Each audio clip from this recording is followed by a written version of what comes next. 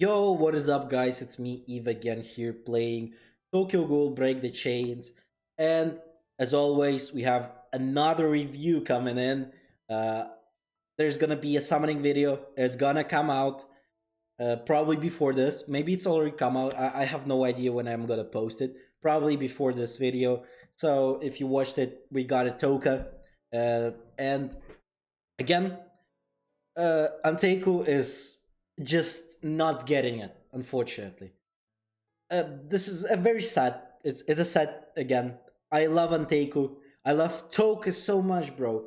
Even like you can see here, I'm still like leveling her up. I'm still using her just because I love her so much. But unfortunately, it's just something there that's not enough for Anteku to be on top.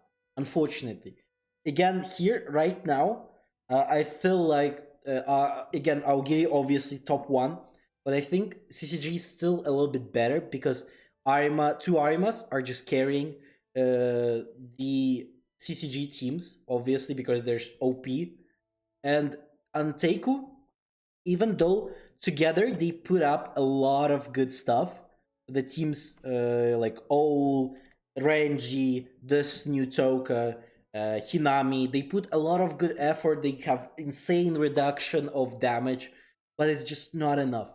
In terms of damage, they don't have that character that is gonna be the damage dealer that will carry that will like help them do the damage, insane amount of damage, so that they can compete with the other teams. Unfortunately, because in those teams, like I'm gonna do a video where I show three main teams that we have right now: Aogiri, obviously CCG, and Amteku. I'm gonna showcase them in another video. So we're gonna talk there about the team setups for those three characters. And uh, unfortunately, Anteku is the third one out of all of them. It's just other teams are just better. It's sorry to hear. I'm really sorry to actually say that because I'm really hoping for one day this the Anteku team will go up there and be on top. But for now, it's not like that. And so let's review the character. Should you go for her? Should you not? Obviously, you can decide after that. She's a green type DPS, as well as she kind of like a supportive DPS. I would call her a sub DPS. Let's say that. I don't think she's a main DPS dealer, but she's definitely a great sub DPS. So let's go over her kit. First of all, deal overpowered damage equal to 440% of attack to the enemy target. Overpower, deal an additional 8% of your max HP as damage when the max HP is higher than the target's.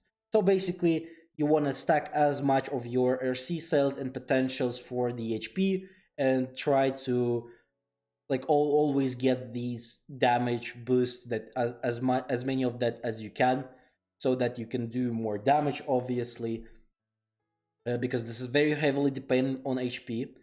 But you'll see in the other passive skills she has some HP bonuses there, as well as in Anteku there is some characters that can give you HP as well. So that's a very efficient for her, and she works greatly in the Anteku team. That's for sure. She works very good in the Anteku team. So the passive skills, let's start with the first one. Once battle starts, grant the effect Charm to the ally with the highest max HP for 3 turns. Charm reduce damage taken by 40%. All attacks are directed to yourself. So when damage, you gain a shield equal to 25% of the damage taken, and the shield amount gained is recorded when you cause damage. You inflict additional damage equal to 50% of the shield amount gained by the effect. So if I there's a lot of stuff going on here, but if you want to basically, she takes one of the characters, she puts her ability this called Charm on them. They're now getting reduced damage taken, and they're again as well gonna be but all attackers are directed to yourself. So this is attack. All of the attackers will be attacking Touka, and when they attack her, Chicken will gain the shield, and whatever damage they do, it will be recorded, and then uh, she will be doing more damage basically. So that's basically how it's gonna be working. So I don't want to like be there like trying to do this like hard explanations. It's just basically how it's gonna work, and it's okay. It's strong. It's not bad. It's very good, but I think sometimes it's just not enough. I wish then if you're gonna be buffing her, I think they should give a little bit more shields. This like 40% damage decrease is insanely good. Again, with Renji, they are very tanky, like insanely tanky. I think shields a little bit. They're 25%, not so much.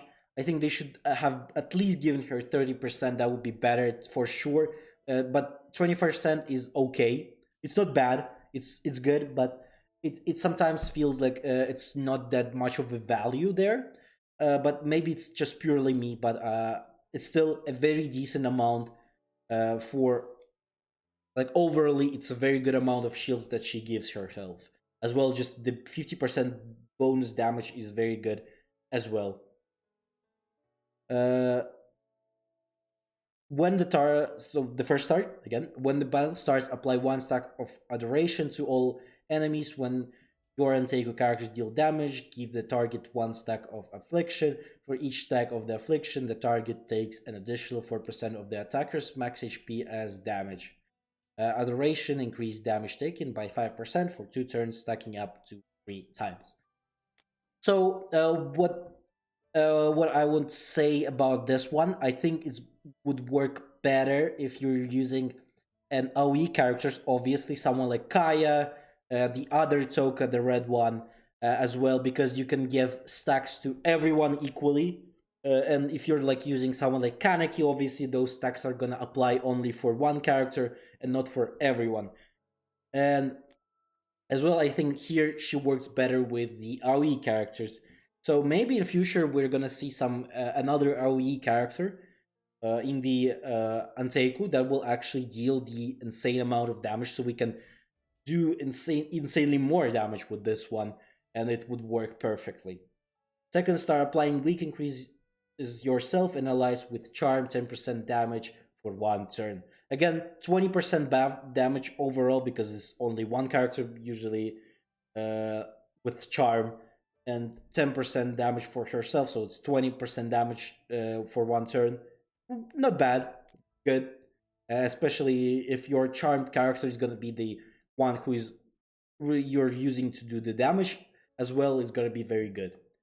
3 stars for each Anteiko character on your side, increase basic stats by 5% up to 20. Again, 4 Anteiko characters, you're good to go. When battle starts, if all allies are Anteiko characters, grant Ultra Enchanting to caster, and any ally with Charm character with Enchanting are immune to the weak effect.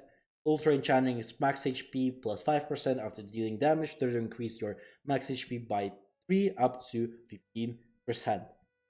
So again, she, as I said before, she buffs herself an HP. So now she does more damage here, as well as she does uh, her all of her stars work around like HP and stuff. So this one buffs her HP greatly. So if you would be asking me like what star you should probably go for her, I would say 3 star. Again, first star essential. I don't know if like there's no point of having her if you're not going for at least 1 star on her. 3 stars would be the best one for her. Like 4 star, even though this like grants yourself and allies with the charm 10% max HP. Again, very good. Uh, but usually like the third star is where you stop if you're free to play. If you're pay to win, you can obviously go for 4 stars if you want to. But one star again should be a standard basically for every character right now. You go at least to 1 star for the characters to work perfectly in their teams. And again, she's okay. Overall, she's a good character. She works very good in the Anteiku. If you pair up her with Renji, You can get insane amount of reduction of damage, as well as if you use another Touka, the pay to win Touka as well, you can even more further reduce the damage taken. And they're extremely tanky, but unfortunately for now, they don't have that insane attacker that will do the damage as they have in the Aogiri, unfortunately. And that's hopefully gonna change in the future. That I'm looking really forward to whenever that day comes and we can finally change the meta and play. Maybe at least this team will be equal to Aogiri, so we can change meta and everyone will be playing different. It's just gonna be dependent on what characters you like more, and not like a meta based shelves. So other than this, overall, a good character, not bad, not like extremely broken or anything. We're gonna work good in Anteiku team. So if you're a very big fan of Anteiku team, then you can get her. Again, if you're a Touka fan, you can get her as well. Why not? She's just overly not bad, not bad. Like, I would put her S tier for the team.